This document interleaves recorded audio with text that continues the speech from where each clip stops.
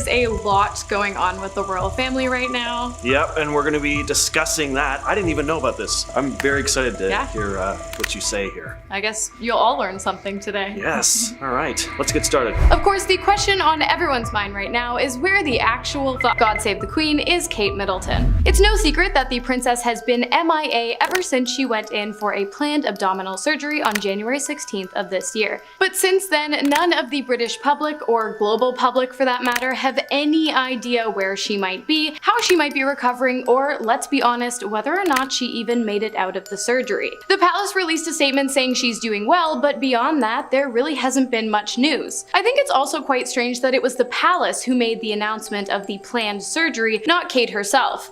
Not to mention, the days leading up to and after the surgery, Kate had many events that she had to cancel. Something else that's quite odd is that after King Charles III's cancer diagnosis, the public were able to see him and wish him well as he exited the hospital, and Kate was never seen. Not one image captured by even the sneakiest of paparazzi was released. It's also quite surprising that there have been no images released of the recovering princess, who was quick to get glam with full hair and makeup just 24 hours after giving birth for a photo shoot with her newborn. The public is begging for a sign that the princess is okay, but as the days since her last appearance add up, they have begun to fear the worst. Speculations that Kate entered into a coma after surgery, or perhaps was killed during the process, have started to circle around the internet. Next up, we have the death of Princess Diana, and the theory that it wasn't as accidental as it seemed. There are lots of conspiracies about Princess Diana's death, but one of the most well-known and probably the darkest is that it was the royal family themselves that were actually behind it. Princess Diana had recently divorced Prince Charles, and leading up to her death, she was apparently concerned that something was going to happen to her. In October of 1996, Diana wrote a letter to Paul Burrell. In part of the letter, she talked about how she felt in danger because someone was planning an accident in her car, brake failure, and serious head injury in order to make the path clear for Charles to marry. Pretty eerie, considering how she actually died, of course. Princess Diana and Dottie Fade were supposedly planning to announce their engagement on September 1st of 1997, and there was a rumor that Diana was also pregnant. So the idea here is that the royal family disapproved of Diana marrying Fade, that she was going against traditions and planned the incident, making it look like an accident. Even Fade's own father, Mohammed Al Fade, firmly believes that the royal family was involved in Diana and his son's death. Next, I want to talk about William. Prince William, that is, and what the heck is going on with all the press as of late speculating on what would happen if William were to be charged with a serious crime. I'm not sure if this is complete and utter speculation, or if the popularity of the topic is due to a leak that came from inside castle walls, but let's get to it nonetheless. In the past, both William and Kate have been accused of embezzling funds from charitable organizations, as well as misusing public funds for personal gain. It has also been said that the pair were involved in covering up an unknown crime that took place inside castle walls, and that they are involved in criminal organizations that specialize in money laundering and smuggling. If any of these allegations are true, it makes the fact that we haven't seen the princess in over a month due to her alleged surgery all the more concerning. Next up, we have Prince Margaret. There's a name like nobody hears anymore. Prince Margaret's secret offspring. So Prince Margaret was once romantically involved with a man named Peter Townsend before marrying Anthony Armstrong. Back in 1947,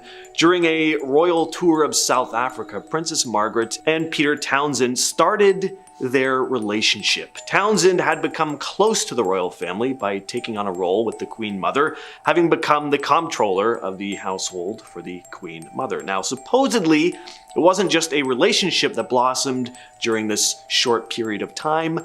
A man named Robert Brown later came out claiming to be the illegitimate son of Princess Margaret and Townsend. He was born in Kenya in 1955, and seeking answers went to the High Court to make his case. And in 2014, he actually did win a High Court victory that allowed him to view Princess Margaret's will. Now, it's never been confirmed as to whether he found anything that would prove his claims, but he's always said that as soon as he was born, he was sent to Kenya, or he was arranged to be adopted into the family that he ended up being raised by. Up next, it's time to talk about the king again, King Charles III. It is quite well known that the current ruler of England was diagnosed with cancer earlier this year on February 5th. Like I said, he was photographed leaving the hospital after his first treatment for the illness. What's not known to the public is what kind of cancer the king has and at what stage. While there has been much speculation from the public regarding this information, the only information the castle released on the matter was that 1. He had it, and 2. It's not prostate related. The only other clue we really have is that the king has postponed all of his public obligations that involve showing face. The public are seriously concerned that the king's rule might not make it to the end of the year, wondering if the true reason for the lack of information shared is due to the fact that the king is terminal and wishes to grieve with his family before any official statement is released. Alright, this next one is gonna sound pretty nuts, but there actually is some truth to this, that King Charles is a vampire. Now, is this just a nutty conspiracy theory, like the royal family are all secret demonic creatures feasting on human remains they keep locked away in dungeons under the palace? Well, there are 100% people who think that, but this is more to do with King Charles's ties to Romania. Not only does he own property there, but he's also related to Vlad Tepes, aka Vlad the Impaler, the brutal Romanian ruler who became the inspiration for Bram Stoker's Dracula. Vlad is technically Charles's great-grandfather, 16 times removed through Queen Mary of Teck, who was the consort of George V, Queen Elizabeth II's grandfather. Circling back to the king's illness for a moment, if he were to pass at some point in the year, the most likely scenario of course would be that Prince William and Princess Kate would step into the role of king and queen consort. Many people believe that the preparations for this scenario are already well underway, and that the succession might be taking place much sooner than we think. This is also another explanation for Princess Kate's disappearance, as it is possible that the surgery was a complete facade, and instead she is working behind the scenes to help orchestrate a smooth transition for her husband William as he prepares for his role as king. According to insiders at the castle, these preparations are being held like cards at a high-stakes poker game close to the chest, as the king does not want William's younger brother Harry to be privy to any of the top-secret succession conversations. So it's not just Princess Margaret that's said to have possibly had a secret child, but Charles and Diana as well. Only they hadn't intended for this to happen. This story is pretty wacky. And if this is actually true, like, there needs to be a movie made about this. Like, it sounds like something you'd read in a comic book rather than a real thing that you'd actually read about in the news having happened, but alright. Before marrying Prince Charles, Diana had a medical checkup to make sure she could get pregnant. Apparently, during this examination, a doctor swiped some of Diana's eggs, without her permission of course, and used in vitro fertilization to combine them with Prince Charles's seed, and then the embryo was implanted into the doctor's wife for her to carry. She then gave birth to Sarah in 1981, just after Charles and Diana's royal wedding. Now, there are images of Sarah, and the resemblance to Prince Diana is pretty uncanny. Here's a side-by-side. What do you all think of that? Possible? Yeah, possible.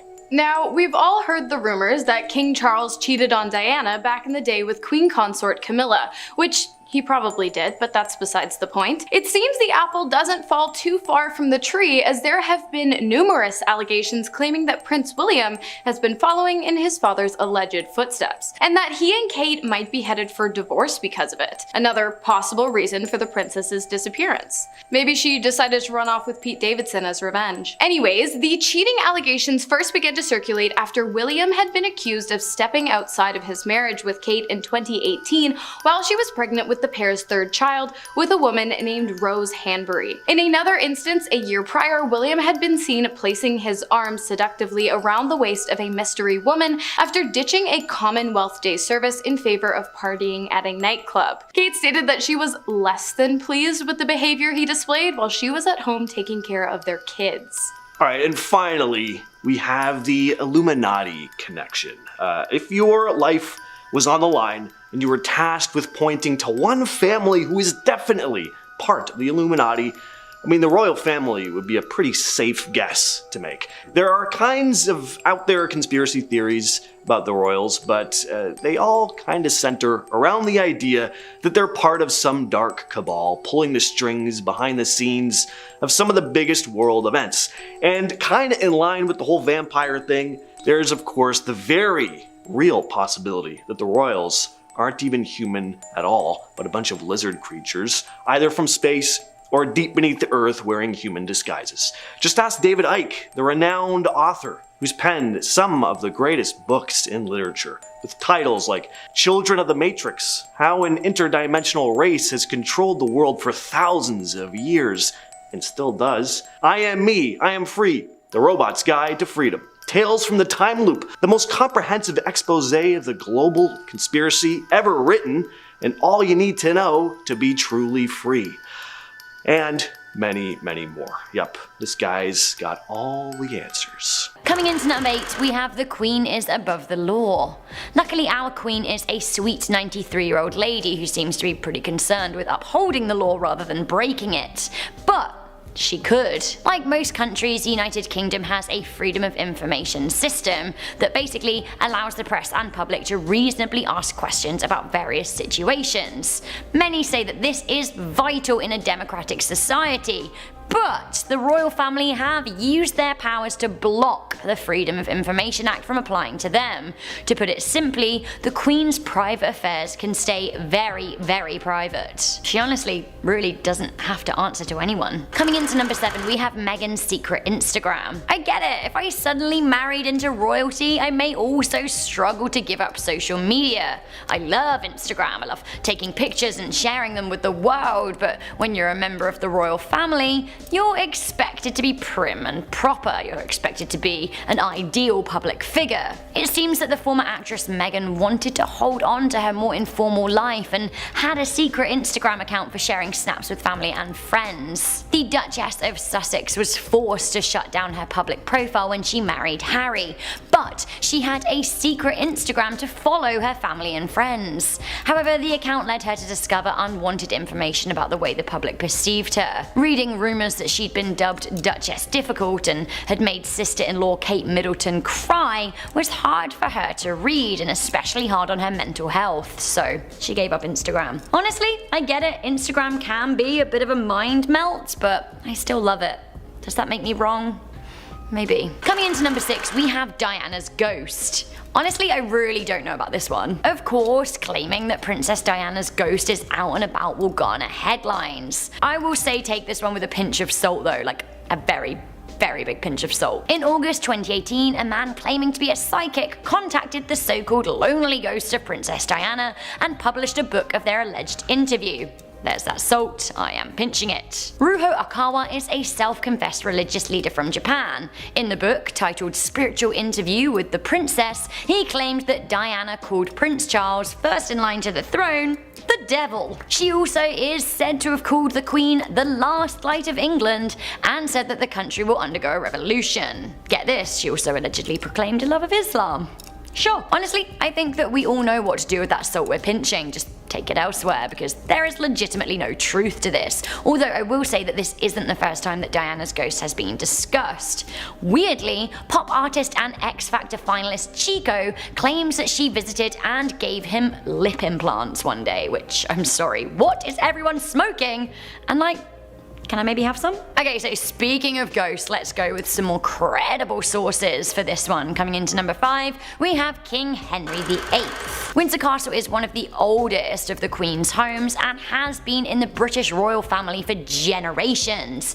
It was built by William the Conqueror in 1070 AD, and it's reported to be haunted by the spirits of former monarchies of England. Mad King George III, for example, is said to peer forlornly through a window. Charles I is said to haunt the grounds, and Queen Elizabeth I, the Virgin Queen as she was known, is thought to haunt the royal library. The most famous ghost of the 20th 1985 is thought to be none other than King Henry VIII. Mr. Chode himself. He's said to drag his gouty leg and groan as he moves around the cloisters. I know that he's dead, but his reputation for taking ladies' heads precedes him, and I will say, on top of that, he's not the only scary ghost. There are loads of them. Once again, loads. It's not just kings and queens either. It seems that former prisoners and members of royal staff stalk the hallowed halls of Windsor Castle. Number 10. Secret Memorial. The sudden and tragic passing of Princess Diana shook much of the world, but it hit no one harder than Prince William. He loved his mother and has spoken openly about how much she meant to him and the pain her death has caused him. Perhaps that's why he likes to keep her around in small, secret ways, in everyday life and on special occasions such as his wedding or most recently his grandmother the Queen's funeral. The prince can be seen wearing a silver banded watch, and Omega Seamaster 300M to be exact. This same type of watch is worn by none other than James Bond in many of his films, usually including a neat gadget like a laser or a grappling hook. But the prince's doesn't have any spy features that we know of, and he doesn't wear it as part of a low-effort cosplay. No, this watch was actually given to him by his mother Diana, and he treasures it so much that he wears it as often as he can, even while conducting military operations as an Air Force helicopter pilot, showing just how much the gift and his mother meant to him. Number 9. Codenames. Before I get into this next one, guys, be sure to like and subscribe so that I can keep bringing you the most amazing videos. Now, it's no secret how much the royals require security, and being some of the most well-known, and some may say most controversial, figures in the world, I can see why. For example, Prince Harry's wedding to Meghan Markle cost a whopping £33.5 million, and $30 million of that was spent on security alone. But security isn't all black suits and earpieces. One of the most simple and effective ways the royals keep their privacy is by using code names for traveling, booking events, or making purchases. One of the secret names meant to denote the prince is Danny Collins, while Kate's was Daphne Clark, the first letters of both names being DC, the initials of their royal titles, the Duke and Duchess of Cambridge. But the secret names don't stop there. While attending University of St. Andrews, William decided to go by the name Steve in order to keep a lower profile and focus on his studies. Although now all I can think of is one of his uni friends watching the coronation on TV and saying, "Oi, isn't that bloke Steve from chemistry class on the telly?" Number 8. Speaking of codenames, Prince William actually had another nickname when he was younger, Billy the Basher. Reportedly, in preschool, the young prince had a sort of rough and tumble attitude. He pushed his way to the front of lines, teased students by pushing them around, and had a bit of a temper when it came to following the rules. The name was given to him not only by students but by his teacher, and some of the other parents adopted it as well. Allegedly, he also used to flex on the other kids with his royal stature, even going so far as to say things like, "My daddy can beat up your daddy, my daddy's the Prince of Wales." And apparently, this cheeky attitude and rude behavior followed him home from school, and Queen Elizabeth II had to have a chat with him and say that his behavior was not acceptable. Imagine getting put into timeout by the Queen. Number 5. You're a wizard, William. Harry Potter and the future king have more in common than just an accent and a castle, but they also share some key facial features, namely the scar. While Harry Potter got his scar as the result of magic gone wrong, or right, depending on how you slice it, William got his in a much less mystical way. When he was 13, the prince was playing golf with some of his classmates and, well, in his own words, "We were on a putting green and the next thing you know there was a 7-iron and it came out of nowhere and it hit me in the head." This accident left him with a lightning bolt-esque scar on his forehead, much like Harry's in the books and movies. Now hopefully, the prince's scar isn't a warning sign that part of a dark wizard's soul exists inside of him, but I don't think that he was hit by Voldemort's golf club, so we should be good. Number 4. Helicopter Hell. Now, it's no secret that many of the royals also hold military titles and duties. Even the late Queen Elizabeth II served in the armed forces, and Prince William is no exception. He completed 7.5 years of full-time military service, including as a pilot for the Royal Air Force. He has used his helicopter pilot's license and skills outside of the military, however, as he was also a pilot for an air ambulance service. William has stated in multiple interviews that while the work was extremely fulfilling, it was also incredibly mentally taxing. He's thankful that he was able to use his skills to save many lives from many dangerous situations, but some of the scenes he was called to were too much for him, and he sometimes needed to step away for a moment. In the few instances where the this happened, the prince explains that children were involved, and it made him think too much of his own children. Surely a job like that will leave you with some mental scars, so thank you to those of you out there who are first responders and help people in terrible situations. Number 10. Secret wedding. Is this a fantasy? A secret wedding? Well, it ain't fiction, people. In their March 2021 tell-all interview with Oprah Winfrey, Meghan Markle and Harry revealed that they were actually married before the official ceremony at Windsor Castle. Apparently, the Archbishop of Canterbury, Justin Wellesby, married the pair in an intimate backyard ceremony 3 days before their televised wedding. When talking about it, Meghan said, quote, "This thing, this spectacle," speaking about the televised wedding, "is for the world, but we want our union between us."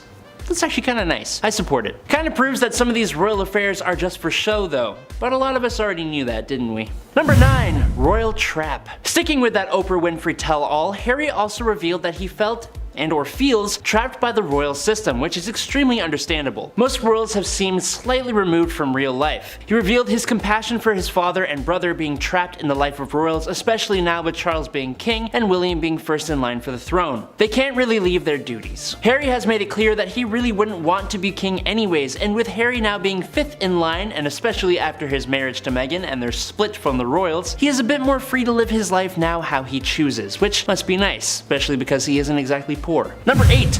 Grief. I know I said let's have some fun, but for this point, I want to be a bit more serious. Losing a loved one is never a good time, and the grief one can go through, especially a child, makes an impact. When Harry lost his mother Diana, it affected him powerfully. He has said in the 2017 documentary, Diana, Our Mother, Her Life and Legacy, "The first time I cried was at the funeral at the island, and since then, maybe once." So there's a lot of grief that still needs to be let out. It was a classic case of don't let yourself think about your mom and the grief and the hurt because it's never going to bring her back, and it's only going to make you more sad. He also told The Telegraph in a podcast, "Losing my mom at the age of 12 and therefore shutting down all of my emotions for the last 20 years has had a quite serious effect on not only my personal life but my work as well." He has since revealed that he has sought out professional help, and like his mother, he opened up the truth about his mental health to the public in order to ease the stigma surrounding mental health. So hats off to you, Prince Harry. And at number 7 is 9th of his name. Okay, this one both makes sense but also completely took me by surprise. When his engagement was first announced, fans who didn't know any better found out that Prince Harry isn't actually named Harry. Technically and legally, Prince Harry is actually, get this, Prince Henry.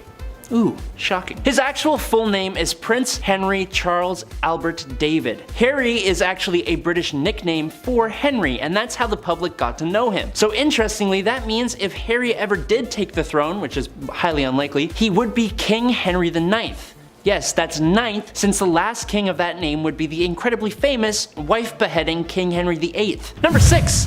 Underwear? And now for something completely different. In August of 2012, Prince Harry apparently stripped down to his nothings playing billiards in a Las Vegas suite. What he may or may not have known is that a dancer who was present at the High Rollers room snatched up a probably not so fresh pair of the prince's black royal tighty-whities, and she held onto them until August of this year when she put them up on auction. The opening bid started right at $10,000, and it slowly rose until it hit $16,000, which is when a club owner from San Diego, Dino, placed a crazy bid of $250,000 buckaroos, $250,000 for this old pair of monarchical boxer briefs. Now I haven't seen any updates on the auction, which ended in September, so I think it's safe to assume Dino has acquired the royal undies. Number 5. Strategy. Remember when I said to not take this all too seriously? Well, this is why. Shortly after Meghan and Harry announced their engagement, one man tweeted about how when the couple has kids, they'll be American citizens and therefore will be eligible to run for president as well as be in line for the British monarchy. He said, "Brits are playing the long ball here, but it's a smart move. They want America back and this is how they'll do it." This little tweet sparked all kinds of rumors that Meghan was just being used as a political pawn to help England regain control of America.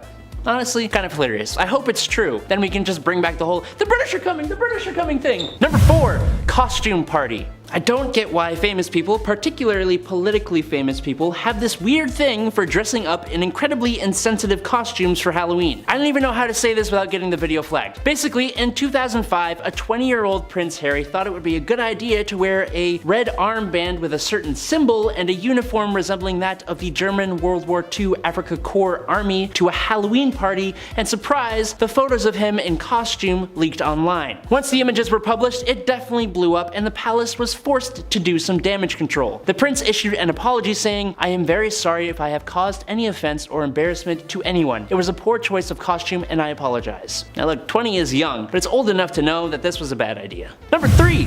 Who's your daddy? In a 1995 BBC interview for the show Panorama, journalist Martin Bashir interviewed Princess Diana, and in one of the more titillating moments from the conversation, Diana admitted to a 5-year affair with one Major James Hewitt, a red-headed former cavalry officer in the British Army. But arguably the most head-turning part of this affair came about when the ever-vicious media speculated that Hewitt was actually Prince Harry's biological father. Many outlets noted the similar facial features and prominent red hair between the two, plus the fact that Harry looks less like Charles in comparison. But Hewitt has insisted that the dates don't match up since he and Diana did not begin their affair until after Harry was born. Personally, Hewitt looks more like Ed Sheeran to me, but I just work here.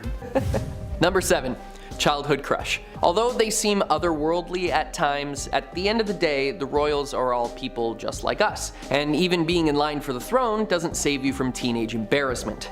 Like many people his age, 13-year-old William had posters on his walls of singers, movies, and supermodels. And one day, his mother hatched a beautiful scheme. While the future king was at school, Diana was on the phone preparing for the prank of a lifetime. Friends and family often talked about how much she enjoyed pranking and goofing around with those that she cared about. When William and Harry came home from class and walked up the stairs at Kensington Palace, they saw not just their mother, but also Cindy Crawford, Christy Turlington, and Naomi Campbell, 3 of the models the boys had on their walls, standing there as though they had stepped right out of their posters. William, quote, "went bright red, didn't know what to say, and pretty much fell down the stairs." As a teenager, he tried to keep this embarrassing happening a secret, but now it's a fond memory of his mother, who he says was quite a joker. Number 6. While the Duke and Duchess of Cambridge have been together for many years and got together while he was still just Steve, that doesn't mean that they haven't had their problems. In 2020, a new book revealed that the two had actually had a brief separation period in 2006, 3 years before their engagement. But this wasn't a mutual decision, apparently. Will actually dumped Kate over the phone, while she was at work, no less. I've had the misfortune of being broken up with on a phone call, but I can't imagine how it would have felt to have a future king dump you while you're prepping for the 11 o'clock meeting. That's cold, Bill. Kate was not one to mope around though, as she was seen not too long after out on the town with her friends, and eventually William came to his senses and reconciled with his now wife. Another castle coming in at number 4, we have The Queen Hates Buckingham Palace. So speaking of ghosts, did you know that Buckingham Palace, the official residence of the crown, is said to be haunted? It seems that an angry monk has made his presence known, although that isn't the reason that the Queen dislikes Buckingham Palace. It seems that nobody in the royal family is a fan of the palace, which has been in the monarchy's official residence since 1837. It seems that the building is drafty, frequented by mice, the roof leaks, and a lot of asbestos had to be removed in recent years. It's rumoured that Prince Charles is not a fan and doesn't want to live there when he's king. Is the royal family cursed? Find out at number 3, we have the royal curse. So this actually comes from the Queen Mother rather than the throne line of the Windsors. The Queen Mother was a descendant of the Bowes-Lyon family. Her pre-marriage name was Elizabeth Angela Marguerite Bowes-Lyon. What a mouthful. While she lived to the ripe old age of 101, her family are said to suffer a lifelong curse. The curse is said to stem back 600 years to the 15th century, where Alexander Lyon, the second Lord of Glamis, was said to have sold his soul to the devil. rookie mistake. The home he owned at the time, Glamis Castle, is still in the Bowes-Lyons family. The Queen's grandfather once said if the secrets of the castle were known to the public, people would get down on their hands and knees and thank God it didn't belong to them. Perhaps the curse has carried. The Queen Mother lost her husband, King George, who died at the age of 51. Now the current Queen is the only monarch to have seen all of her children divorce. Then, Windsor Castle burned in 1992, Princess Diana famously died in 1997, and the Queen lost her sister in 2002. Is this as a result of the curse? At number 4 is Beatrice and the Killer. Princess Beatrice of York is the daughter of Prince Andrew and Sarah, making her Queen Elizabeth's granddaughter and 9th in line for the throne. So she's more of a sideman royal, to be honest. We don't really have to pay too much attention to her, but just a little bit. Back in 2006, at the tender age of 17, Beatrice started dating American playboy Paolo Liuzzo, and honestly honey, the playboy should have been all the red flags you needed to get out of that one. Before they started dating though, Paolo savagely and killed 18-year-old Jonathan Dutatellier at a party. Apparently Jonathan had confronted Paolo about how he was disrespecting girls at the party, and that didn't sit well with Mr. Playboy over there. His manslaughter charge was somehow dropped and reduced to just battery and assault, and to top it all off, he even violated the terms of his probation while trying to impress Beatrice. Thankfully they didn't date long, and good thing too, because 3 years later he was charged with possessing after crashing a £40,000 Audi after he didn't pay his casino bill. Filling our number 3 slot is the one that got away. Princess Margaret is Queen Elizabeth II's little sister, and when she was 14 years old, sometime after World War II, she met Captain Peter Townsend. In 1953, her dad, King George VI, died and her sister became queen. At 22 years old, Margaret was in love with Peter, who was married now with 2 kids. He had divorced his wife as she was having an affair, and so Peter and Margaret desperately wanted to get married. Royalty can't marry divorcees if their spouses are still alive, and the Queen had to consent to their marriage. Queen Elizabeth II fought for them hard, but Winston Churchill was like, nah, my cabinet is not gonna accept that marriage. When news finally broke out about the 2 of them, the government posted Peter at the embassy in Brussels. Margaret then eventually had to abandon her tragic love story and ended up marrying photographer Anthony Armstrong Jones in 1960, the one that truly got away. Comment below if you've had one that got away. Now at number 2 is the real parentage. The British royal family is probably the most famous one in our day and age. We know Prince William and Kate and co, we know Harry and Meghan Markle and little old Archie. We're invested, let's be real. I remember the day William and Kate got married, I took so many videos of the live wedding on TV, I was like, this is history is being made, it has to be on my phone. But either way, as I mentioned at the start of the video, Princess Diana was not happy. In a tell-all interview she did back in 1995, she came clean about the fact she had a 5-year-long affair with military man James Hewitt. And then as Harry grew older, the resemblance between James and himself became more and more evident. Harry was born in 1984, which made the timing make sense, but Hewitt and Diana herself emphasized that he was born 2 years before the affair even started. But was he though? I mean, of course they'd never admit if Harry was a or not, because it would rock the world. So I mean, I guess we'll really never know, but they do look quite similar, I'm not gonna lie. And finally, at number 1 is the black sheep. I love a black sheep in the family. I think I'm my own family's black sheep, not gonna lie. Now you'd think I was about to go off about Prince Harry, but actually I'm gonna be talking about Prince George, the Duke of Kent, and perhaps the most controversial member of the royal family. He was the 4th son of King George V and Queen Mary, and he was the target of never-ending salacious rumors.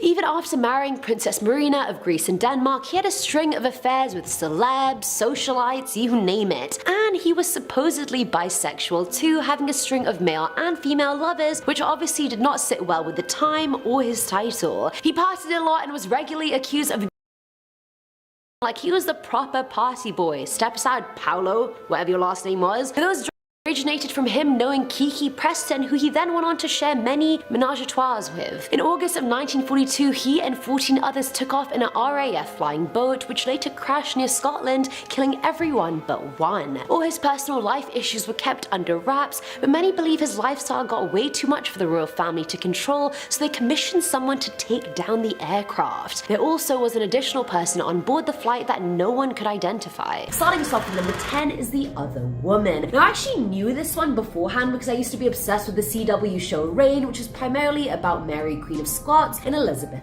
I. Either way, the show took the juiciest facets of the royals' real lives and incorporated it into the show, and this one was a major plot line. It was believed that Queen Elizabeth was having an affair with one of her most trusted friends, Robert Dudley. He was a suitor for her hand for years before marrying Amy Robsart, which made their secret relationship that much more juicy. We love a juicy under the table relationship, don't we? No, we don't. It's cheating. Ruins lives. Don't do it. Elizabeth would even turn down every suitor that came her way for Robert, but the two lovebirds couldn't get married while Amy was still in the picture. Amy, you're looking like a problem, my friend. Conveniently, she died a very mysterious death, and it was rumored that Elizabeth and Robert orchestrated the whole thing. Amy's body was found with a broken neck at the bottom of the stairs, so most believe she had either fallen or committed.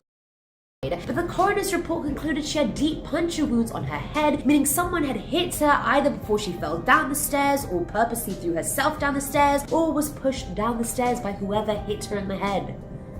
Maybe it was Robert Dudley. Coming in at number 9 are the secret cousins. Now, we already saw in part 1 that the royal family does not handle mental disabilities well, regardless if the afflicted were their children or not. Queen Elizabeth II actually had 2 first cousins whose existence was covered up to the best of the family's abilities. Nerissa and Catherine Bowes-Lyon were the children of John Bowes-Lyon, who was Queen Elizabeth's uncle. The girls were incarcerated in Earlswood Hospital, a mental institution, back in 1941. The girls were mute but otherwise had mischievous fun personalities, yet staff at the hospital claimed the royal family never came to visit them even once. Nerissa passed away in 1986 and Catherine as recently as 2014, yet they had both been listed as dead since 1963. The family didn't even attend Nerissa's funeral, for God's sake. Like, come on, put some respect on her name. How dare you list them as dead when they're clearly alive? Filling at number 7 slot is the price. So this one made me laugh a lot. I don't know if it should have, but I found it bloody hilarious. So we just got into Prince Andrew's dirty laundry, so it is only fair we expose his ex-wife, Sarah Ferguson, lovingly referred to as Fergie in the UK, also not to be mistaken for Fergie from the Black Eyed Peas. She's Fergalicious. This is just plain Fergie.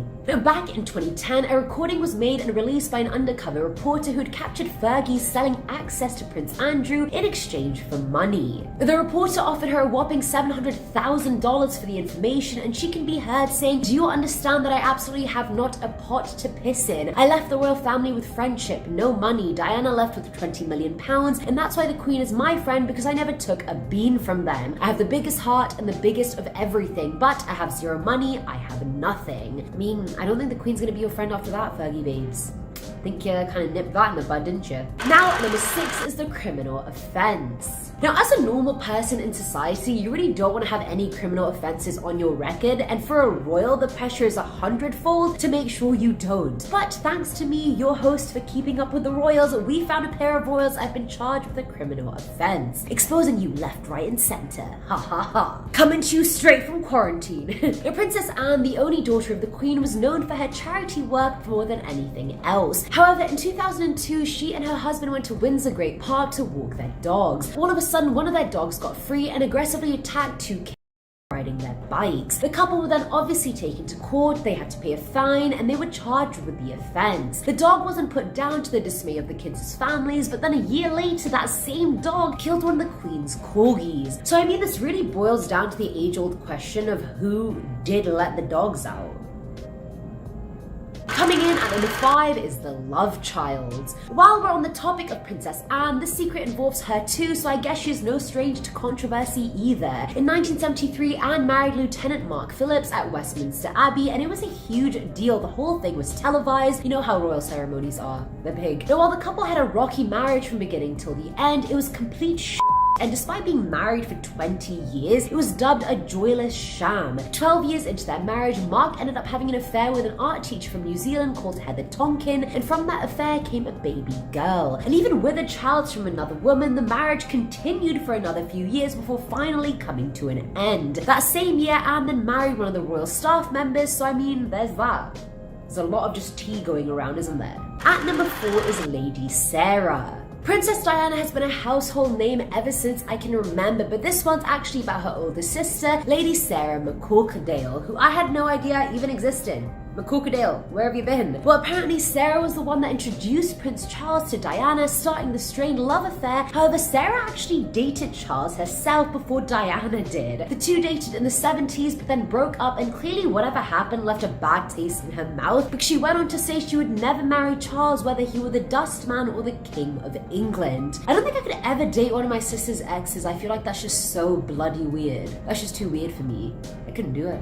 The film in the 3 slot is Camilla Gate Part 1. Watergate was bad for the world, but mostly for America, and Camilla Gate was the same for the British, albeit it was a lot funnier. Now, a month after Prince Charles and Princess Diana announced that they were going to split up in 1989, a phone conversation was recorded between Charles and Camilla Parker Bowles, and let's just say the content was R-rated. The couple was still married at the time when Charles and Camilla were talking about the dirty on the phone, which made Diana quote-unquote sick. Charles at one point even said he wished he lived inside Camilla's trousers like a Tampax, just his luck.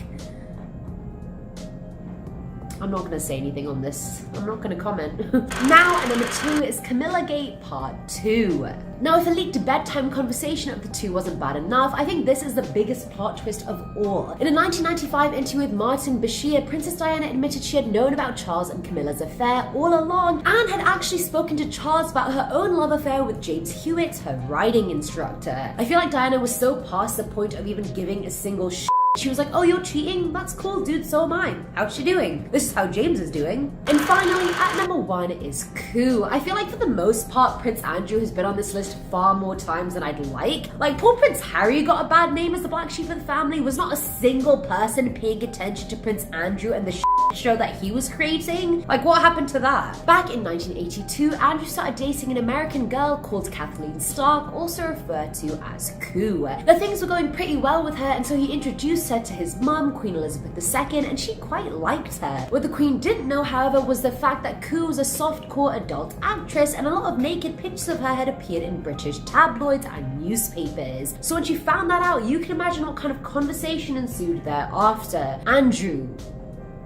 Personally, I don't care what somebody does. I feel like adult actors and actresses get a very bad rep, but I mean, it's a job at the end of the day. Either way, that is it for today's video, guys. I love it. It just gets juicier and juicier with the royal family, doesn't it? They're honestly probably more juicier than the Kardashians, and that is saying something. Starting off this countdown, we have the criminal. In 2006, eldest daughter of Prince Andrew dated a criminal. Yeah, she dated a man that was arrested for manslaughter after killing a man named Jonathan Duchateller. He literally beat him to death. Of course, they tried to hide this because it looks so bad on them if a princess had a relationship with a literal killer. But what's crazy is how when news got out, they released a statement saying they must trust her and trust her judgment. Dude, where's the respect and trust for Meghan and Harry? Like, the injustice is so sickening. Number 3.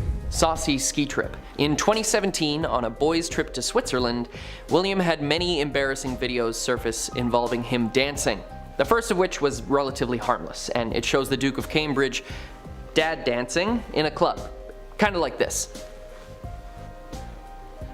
Now, those moves, while embarrassing, did not get him in any hot water, but the next moves sure did. Another video surfaced later of the prince dancing with 2 women, a blonde and a brunette, not at the same time, mind you, and quote, gyrating and grabbing hips with them. It is thought that one of the women is Australian supermodel Sophie Taylor, who was seen with William on the slopes earlier that weekend. Obviously, he would have liked this to stay buried, especially since his wife was at home with the children at the time. Number 2. An early coronation. Since we now know how much Prince William likes to tear up the dance floor, we need to talk about how he won a crown while dancing. No, not that kind. At his friend Tom's wedding, the usually reserved William let loose, and being one of the few members of his family in attendance, many eyes were on him. But this didn't stop him from giving it his all. While messing around and trying some, let's say, experimental dance moves out, the prince fell and broke a tooth. Now, I've broken a tooth before, and it's not a fun thing to deal with, not to mention how much it shocks you when you look in the mirror. But to make matters worse for Will, Kate was 9 months pregnant at the time and due any day, so the prince was worried that if Kate went into labor that night, he'd have to smile for the cameras with a missing tooth. Luckily, he was able to get some emergency dental work done to hide the embarrassing mistake. And number 1, a rose by any other name. In 2019, rumors arose of a rift in the friendship between the Duchess of Cambridge and her longtime friend Rose Hanbury when the British tabloid The Sun published an article stating that Prince William asked her to begin phasing Rose out of their lives. William made a statement against these claims, threatening legal action against any publications that continue to circulate the rumors, but now a UK journalist, Giles Corrin, made a claim in a now deleted tweet that Rose and William were having an affair, and that this is what caused the rift. With many public royal events still happening in the wake of the Queen's passing, and Rose attending many of these events along with the Duke and Duchess, it makes these claims all the more volatile. And since there is no real evidence to go along with it, and the story is still developing, we need to take all of this with a massive spoonful of salt, and wait to see what else happens. Either way, this would not be a secret the royals would want getting out. Moving on to number 8, we have the racism. In Meghan Markle's interview with Oprah, she revealed how racist the royal family is. She felt like she was never accepted because of her skin color since she is biracial. In fact, she said in an interview that there were concerns and conversations about how dark her son's skin might be when he was born. Yeah, they were actually concerned that her son wouldn't look light enough. That is absolutely repulsive. They literally shunned Meghan and her son because of their skin color. Not only that, but there were discussions if her son would even have enough protection. Again, probably having to do with his race. And at number 7, we have the death of Princess Diana. This has to be one of the most controversial deaths of all time. I mean, there are a number of conspiracy theories surrounding her death, but honestly, it seems like the British royal family might be behind her death. In fact, Princess Diana herself feared for her safety. She thought she was going to be killed. This was revealed in a letter that she wrote to her butler. In the letter she said, and I quote, "I am sitting here at my desk today in October, longing for someone to hug me and encourage me to keep strong and hold my head high. This particular phase in my life is the most dangerous. ... is planning an accident in my car.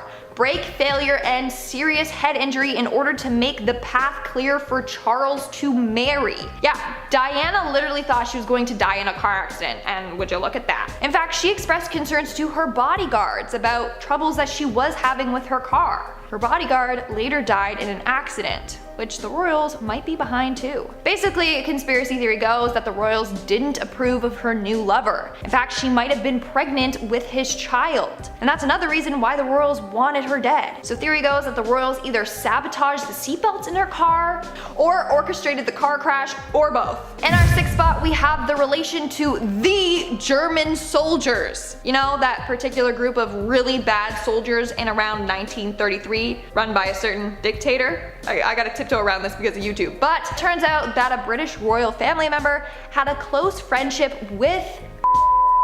Yeah, that's right. So Queen Elizabeth II's uncle and his wife were sympathizers for these soldiers. They had close ties to the man behind the horror himself. In fact, rumor has it that his wife was giving over information to the Germans. The British government did everything they could to keep this connection and friendship hidden, but in 1957, it all came to light. We're now at our 5th and halfway mark with the sham. So it turns out that the royal family may not be royal at all. That's right.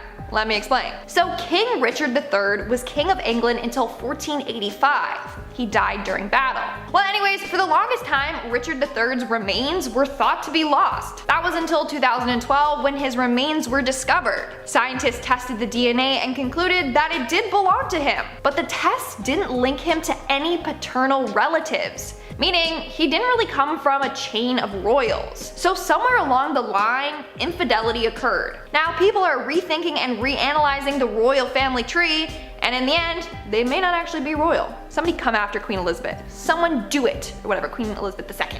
Come after her. Oh lady. Coming in at number 4, we have the incest. This is actually quite common in royal families, as they want to keep the royalness within the family. But turns out that Queen Elizabeth II and Prince Philip are distant cousins. Yeah, they share the same bloodline and are both directly related to Queen Victoria. But it doesn't stop there. Queen Victoria and Prince Albert were actually first cousins. They ended up having 9 children together.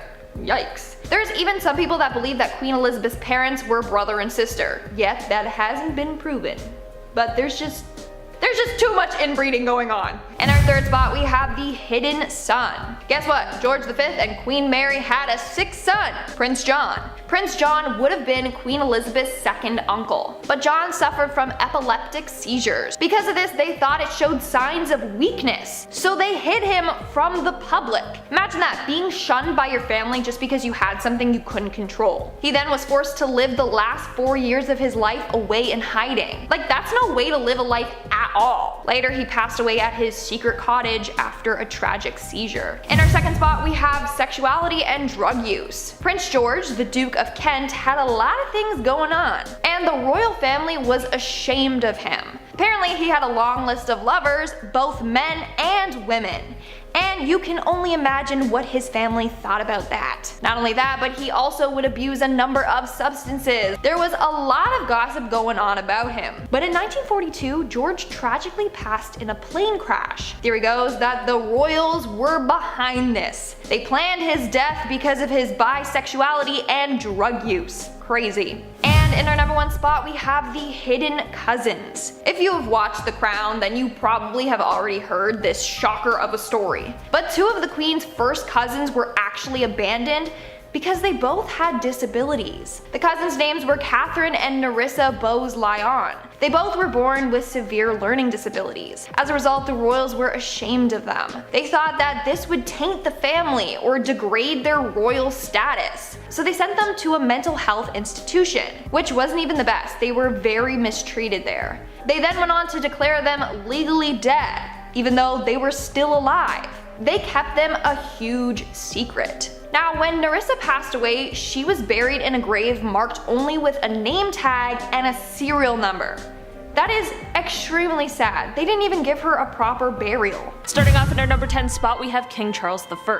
Okay, so this is one that goes way back, and it really creeps me out. So King Charles I was tried for treason after the Civil War, and he ended up being beheaded in 1649. I guess in the 1600s, everyone was beheaded, so this wasn't necessarily abnormal, which certainly is weird, but that's a history lesson for another day. The weird part, however, is that apparently his head was sewn back on his body so that he could sit for a portrait, or it was perhaps supposed to be a sign of respect. Either way, it's weird and very gross. I feel terrible for whoever's job it was to do that, and I also feel bad for the artist who was forced to paint that. Talk about a little traumatic. It does certainly make sense though that people say that Charles' ghost still haunts a building, because there is no amount of haunting that could make up for being beheaded and then having your head sewn back onto your body. No thanks. In our number 9 spot today, we have the Kensington System. Queen Victoria's reign began in 1837 and it lasted up until her death in 1901. She was just 18 years old when she found herself on the throne, and it was all by chance, as she was actually 5th in line when she was born. This is all stressful enough, but certainly one of the worst parts of her upbringing was being brought up under the Kensington System. This means that her mother, Duchess Victoria of Kent, who created this system in order to control her daughter, literally just isolated her away from all of her friends and even from other family members, and apparently this was done to keep her quote-unquote pure. The Duchess would monitor her every move. She would decide who she could see and who she could speak to. Victoria only had 2 friends she could play with growing up, one being her half-sister and the other being her mother's attendant, Sir John Conroy. Victoria was even forced to share a room with her mother, and until she was the queen, she couldn't even walk down the hall by herself. In the end, Victoria placed a lot of blame on John Conroy for manipulating her mother. She even called him the demon incarnate.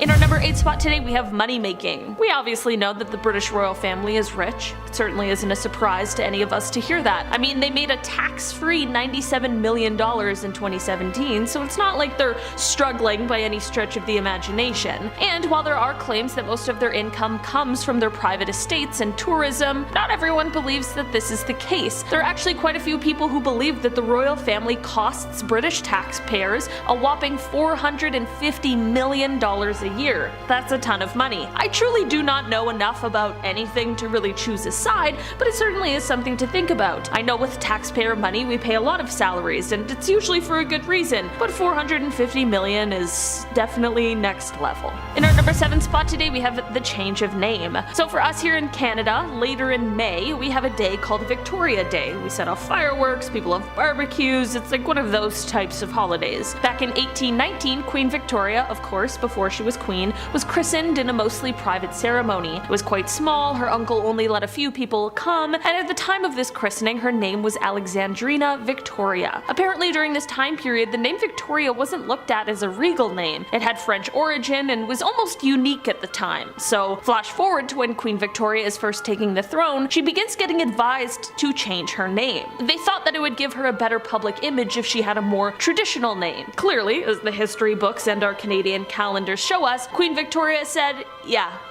no thanks, I'm not gonna do that. In our number 6 spot today we have the controversial history. The British royal family has quite a history of being perhaps less inclusive of others than would normally be accepted. There is actually quite an extensive history of racism in the royal family, and as we now know, especially after that Oprah interview last year, things haven't necessarily recently changed either. There have been certain gestures or small remarks made here and there that have definitely been a little out of touch, I'll call it. And unfortunately, Meghan Markle, being a biracial person, had to experience a lot of it firsthand. I mean, just to give a few examples, Prince Philip did ask Indigenous Australians if they still throw spears at each other, okay? And once, Princess Michael of Kent tried to apologize after being called out for saying something racist, and this is what she said, quote, "To call me racist, it's a knife through the heart because I really love these people. I even pretended years ago to be an African, a half-caste African, but because of my light eyes I did not get away with it. But I dyed my hair black." Okay, there is so much to unpack in that one sentence alone, but I have an extremely strong feeling that this apology probably wasn't well received, especially considering it lacked the whole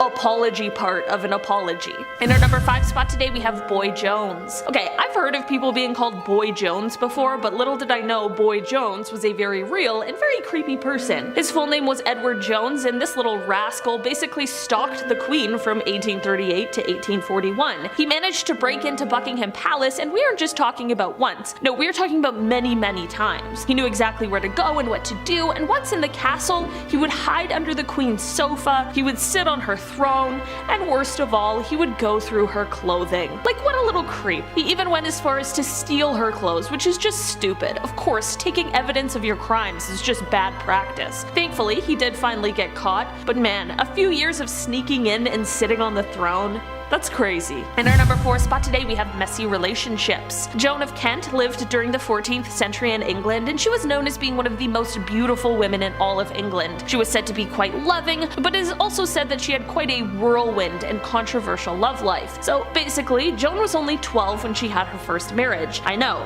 horrifying now, but as was the practice at the time. She married a knight named Tom Holland, but when Tom went to war, Joan was approached by another man, the son of the Earl of Salisbury, who asked for her hand in marriage. Despite the whole Tom situation, she said yes, because at this time there was no way for anyone to know who would be coming back from battle, and she just assumed that Tom had died. It was of course quite the shock to everyone when Tom ended up returning, very much alive, to find out about all of this. A legal battle followed, which Tom ended up winning, and him and Joan went on to raise 4 children. After Tom's passing, however, Joan would go on to marry again, to the dismay of many people. This time she would marry the son of King Edward III, and she went on to become the first Princess of Wales. In our number 3 spot today we have royal affairs. There have been many, many rumors over the years about the British royal family and their extramarital affairs, and I'm saying that this goes way back. So far back that one of the first accusations of this within the royal family dates all the way back to King Henry VIII and Anne Boleyn. Since then it has only continued with people such as Princess Margaret and Peter Townsend, Princess Anne and Commander Timothy Lawrence, and of course Prince Charles and Camilla Parker Bowles, just to name a few. The latter of those definitely being the most famous, especially when Prince Charles was confronted about it by his wife at the time, the beloved Princess Diana. Apparently Charles responded to the confrontation by saying, quote,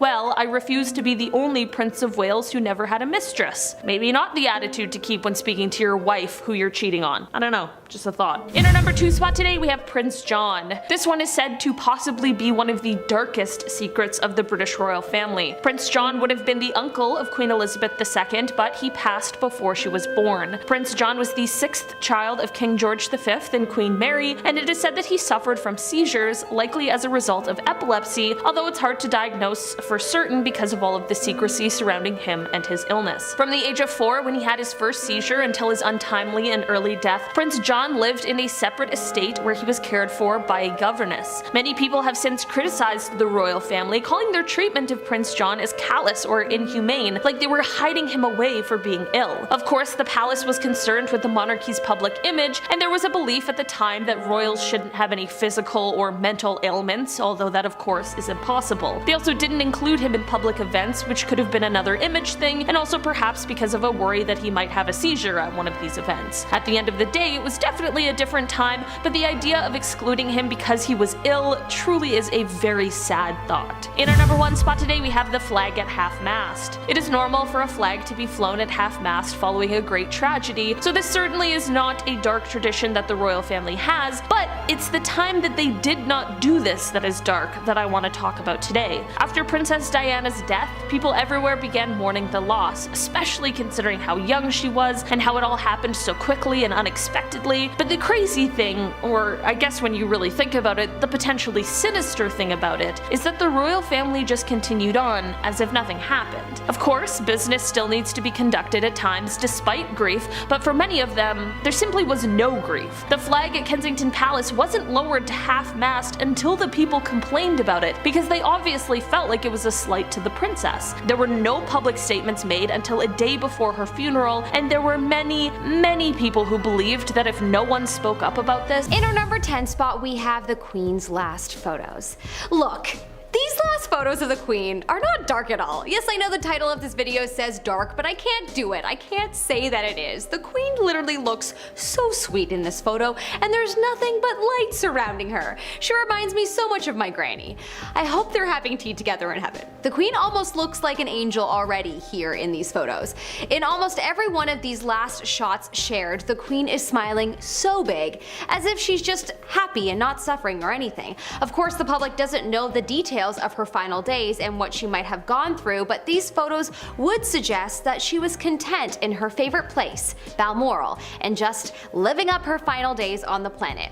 You could spin it and say that anyone's final days are dark, but nah, these are just bright and beautiful, and I refuse to associate them with the characterization of dark. In our number 9 spot, we have Princess Diana's last shots. Here we have a bunch of shots of Princess Diana in her final hours, getting into her car with her bodyguard and the man that she was seeing, Dodi Fayed. She was in Paris at the time when her car crashed, killing all of the passengers in the car. There is one final shot of Princess Diana with Dodi in an elevator, and Diana is looking directly at the elevator camera and smiling.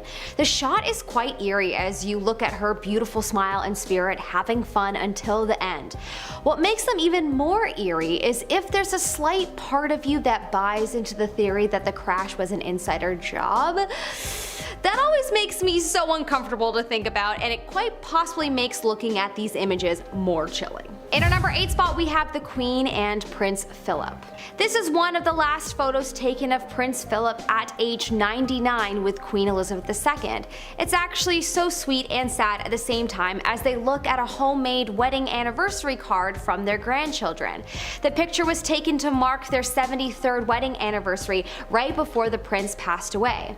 Did y'all know that Prince Philip was already a Prince of Greece before he was married to Queen Elizabeth II and became Prince Consort and Duke of Edinburgh? Because I didn't. But honestly, I should have guessed. I feel like the royal family previously used to keep the bloodlines quite close and within the realm of the blue bloods, you know?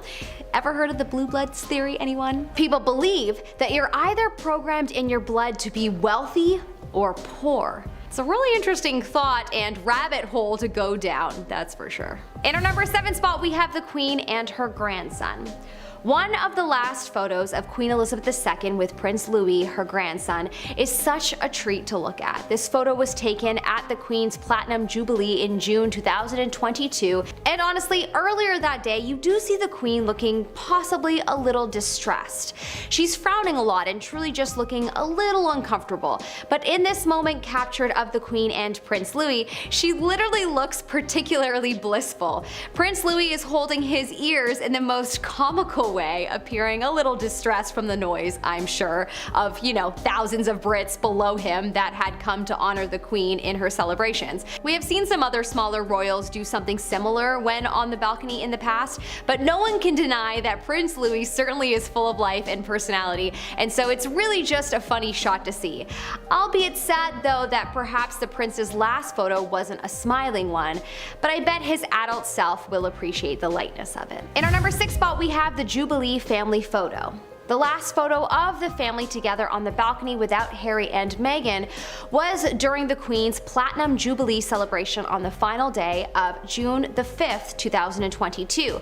Queen Elizabeth II can be seen with now King Charles III, now Queen Consort Camilla, Prince William, Duchess Kate, and their 3 kids, Prince Louis, Prince George, and Princess Charlotte.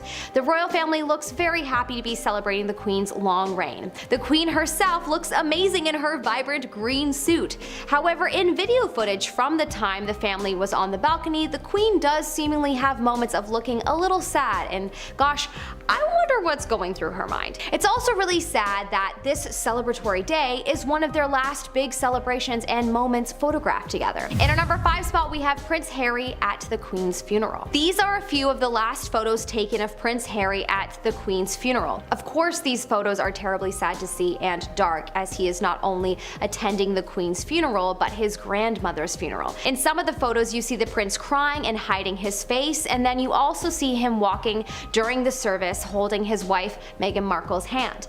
The prince stepped down from the royal family and gave up his name, and so during the funeral we saw him be quite separated from his royal family. It was rumored that the prince and Meghan were snubbed for the funeral procession as they were seated in the second row behind the royal family, but whether that is protocol or snubbery, that has not been confirmed. Assuming it was protocol, that must have been so hard on him to not be able to fully be present with his family during this time, but hopefully he was included in ways we did not see. After Meghan Markle's expose with Oprah and the interviews that Harry has also done commenting on his family, I'm not so sure of that, but hopefully the death of the Queen will bring the family closer together again. In our number 4 spot we have Prince William and Prince Harry together. One of the few photos captured at the funeral for Queen Elizabeth II is of Prince William and Prince Harry together, and these photos have had the world going crazy as to whether they are friendly or not. Some say that the two princes are not on good terms, while others say that they have made amends due to the passing of the Queen. What we are certain of is that they didn't seem to converse much during the service, and they definitely felt a tad frosty to each other. Although it was obviously a sad day, and perhaps the coldness of the photos really had more to do with their sadness for their grandmother and them both retreating within themselves mentally, as people often do at funerals, rather than them just being in a massive fight that has forever split them apart. The brothers were seemingly so close growing up, and so I think I speak for everyone when I say that I hope whatever is going on with them gets mended, because life is too short. In our number 3 spot we have Peter Phillips. Okay, I know what you might be thinking. Who? Peter Phillips is not a part of the immediate royal family, but he is the son of Princess Anne, the Queen's daughter, and so he is another one of her grandsons. And while a rather dark photo was captured of him at the Queen's funeral that I just have to share with you all, he was caught possibly exposing his own thoughts in a photo from September 19th, the Queen's funeral, as he's walking behind Prince Harry and, yes, Meghan Markle. In the photo, he is glaring at Meghan Markle. Was he captured in a moment of internal judgment? Whatever is going on, it is clear that he feels some kind of negative feelings toward Meghan, and I mean, most of the royal family seemingly does, as Meghan has been exposing the behind-the-scenes goings-on within the royal family. They have always been quite private, and the world saw them as a mystery, besides, well, some of the scandals that have happened over the years, but for the most part, they have remained quite private, so perhaps Peter feels uncomfortable with Meghan around, but in any case, this was a dark moment captured from that day. Number 2, rehab. But no, not actually. Prince Charles reportedly made Harry visit Featherstone Lodge Rehabilitation Center in Peckham for just one day after it was discovered he had been partying a bit too hard. It was after a private party at Highgrove, when Harry had the place to himself, that a member of the royal staff smelled the devil's lettuce and alerted Prince Charles. Charles is reported to have asked Prince William to suggest to Harry that he should spend some time at the Featherstone Clinic, a rehabilitation center for much heavier substances, to familiarize himself with the dangers of such actions. It was reported that the prince visited the center for a day as a short, sharp shock and awe tactic and not for actual treatment, obviously because he really didn't do anything that bad. According to the report, Charles told aides, "There is no point in hiding the truth. These are the facts. Let people make their own judgment." But the palace was still not very forthcoming about the incident. And in at number 1, Harry, that is not a cup. This isn't really a secret, but in 2013 the prince completed a 200-mile trek to the South Pole, along with 12 wounded servicemen and women from the United Kingdom, the United States, and around the British Commonwealth. Originally a competition between the countries, the expedition's director decided to turn it into a team effort after rough conditions made racing too dangerous. The trek also included British actor Dominic West, who told of some of the antics at the end of the trip when the group reached their destination. Apparently, Prince Harry told some eye-wateringly rude jokes and drank champagne out of a prosthetic leg at the end of the Marathon Polar Challenge. He really had nothing but praise for the prince, but he said, "2 of the Aussie guys stripped naked and ran around the pole, but most of us, Harry included, just went on a 2-day bender with the Icelandic truck drivers who had brought some lethal homebrew with them. We all drank champagne out of Duncan, who's a double amputee's, favorite prosthetic leg." Starting us off at number 10 is Rightful Heritage. Richard III was a big player in the game. He was a protagonist during the War of Roses and was a King of England and Lord of Ireland from 1483 till his death. Back in 2012, over 500 years after his death, his remains were found in a Leicester parking lot. His original tomb was removed during the English Reformation and people just assumed they had been thrown in the River Soar, but they were wrong.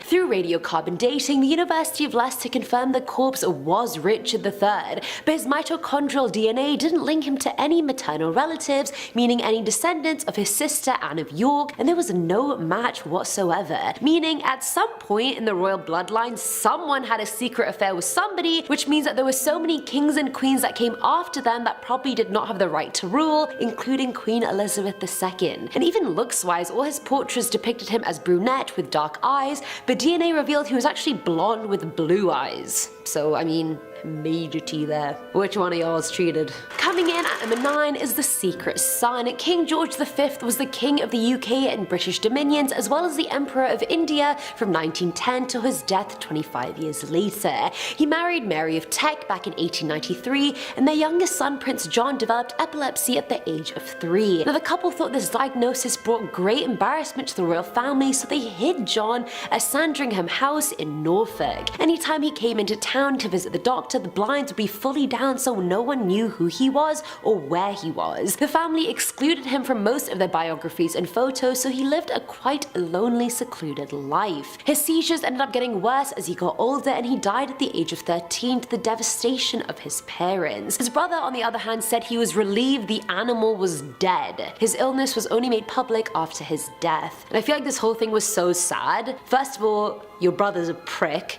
Secondly, were your parents that devastated since they just left you hidden? This is so sad. Prince John. Prince John. At number 8, we have Princess Diana's depression. Now, it's not new information that Prince Charles and Diana had a tumultuous marriage. In audio tapes aired originally on US television back in 2004, Diana talked about how unhappy she was within the marriage, her struggle with depression, and her multiple attempts. She explained how she threw herself down the stairs when she was 3 months pregnant with Prince William, landing at the feet of the Queen. In regards to her depression and suicide, Princess Diana explained, "I was trying to cut my wrists with razor blades. We were trying to hide that from everybody. I was just so desperate." She also talked about having bulimia and that the eating disorder started after Prince Charles put his hand on her waist and said, "A bit chubby here, aren't we?" How rude! Whose husband says that to them? If that was my husband, I would have pushed him down the stairs. And producer Chris was like, that's just frightfully rude. It is indeed. And of course after her death we knew she was unhappy in the marriage and had finally found happiness with Dodi Fayed, but I don't think people knew the extent of how bad things actually were behind closed doors. Like, I felt like I knew a lot about Princess Diana because I feel like my parents were just obsessed with her when I was growing up, but I didn't know she had multiple suicide attempts. I didn't know any of that. And it kind of saddens me. It definitely saddens me. Now at number 6 is the staff member. Princess Anne, Queen Elizabeth II's only daughter, got married to Mark Phillips, an Olympic equestrian. The marriage was complete and despite being married for 20 years, it was dubbed a joyless sham. When they finally got divorced in 1992, British tabloid The Sun claimed they had secret love letters that Anne herself had written, and they were apparently for a royal staff member. Oh ho ho ho ho. Hee hee hee. That same year, she announced she was marrying Timothy Lawrence, a retired British naval officer and also one of her equerries. Oh, how the tables have turned. I love it when the tables turn. I love it when it's like an affair with a royal and one of their servants. It's like hoo hoo hoo. You know what I mean? I know you guys are all doing that inside, I just did it outwardly for you. Coming in at number 5 is the club. I don't even know how to talk about this one without being offensive, so just know I don't mean anything maliciously. So Princess Anne is the only daughter of Queen Elizabeth and Prince Philip, and her daughter is Zara Phillips. In 2011, Zara married rugby player and England captain Michael Tindall. That year, after winning against Argentina, the team was in New Zealand when he decided to go to a dwarf throwing club. According to Michael, no one on the team threw a dwarf, but just the fact they were there was just messed up. I didn't even know establishments like that existed, and it caused so much outrage that stars like Peter Dinklage, who was born with dwarfism himself, called them out on it. Can you imagine that kind of secret? What? How? What? What is that? What is that? What is a dwarf throwing club? Coming into number 9, we have the Queen's murdered uncle. A firm question mark here, but was the Queen's uncle murdered? His death was certainly suspicious. It seems that the younger brother to the abdicated King Edward VIII and then the subsequent King George V, he was the Duke of Kent, he was bisexual and flamboyant, which was an issue for both of his brothers, especially the crown in the 1940s. Also, an issue was that he was accused of also being an Nazi sympathizer. The rumour was that in order to save the throne the embarrassment of having him around, Prince George the Duke of Kent was sent on a special mission. It seems that the plane carrying the Duke and 14 other passengers went down. All but one survived, and there were many whisperings of the accident being all too convenient. It seems that the Duke was also a Freemason, so if it wasn't an accident, was it the Crown or was it the Freemasons? The sole survivor was forced to sign the official Secret Act. However, it is claimed that he told his family there was someone on board the aircraft that simply wasn't supposed to be there. In our number 2 spot, we have Queen Elizabeth II waving to her father. Okay, I went back in the archives for this one. This photo honestly is super sad to see and quite dark, so I needed to add it to the list. In 1952, the Queen left for a trip to Kenya, and it was on this trip that she became Queen and learned of the death of her father, King George VI. In this photo we see right here the Queen is looking at her father and waving to him for the last time. Whoa. Can you imagine if the last moment you had with your father was caught on camera? I'm sure this has been the case for a lot of people, but man, would that crumble me inside if that were to happen. It would be so sad, but also a gift as well. And when you think about it, the Queen looks quite happy in this photo, and so it's kinda a nice thought to think that perhaps one of the last moments that the King had with his daughter, she was smiling. Dark, but beautiful at the same time. Finally, in our number 1 spot, we have Prince Andrew at the funeral. Arguably one of the darkest last photos of one of the darkest royal family members, Prince Andrew is seen walking with his siblings and the new king from Westminster Hall to Westminster Abbey. He looks as one would expect one to look when their parent passes away, but it's hard to not look at him and see an aura of possibly someone who was involved with the horrendous crimes that were led by Jeffrey Epstein. After the public found out about Prince Andrew's relationship with Jeffrey and a lot of the suspicious activity that didn't get cleared up after Prince Andrew did an interview on the accusations, the prince resigned from his public roles, and the Queen herself removed his honorary military affiliations and royal charitable patronages in January 2022. Prince Andrew lobbied very hard to stop Charles from becoming king. Apparently Prince Andrew doesn't get on with King Charles Charles III very well, so that's very interesting. Anyways, it's hard not to see a picture of him and immediately think dark.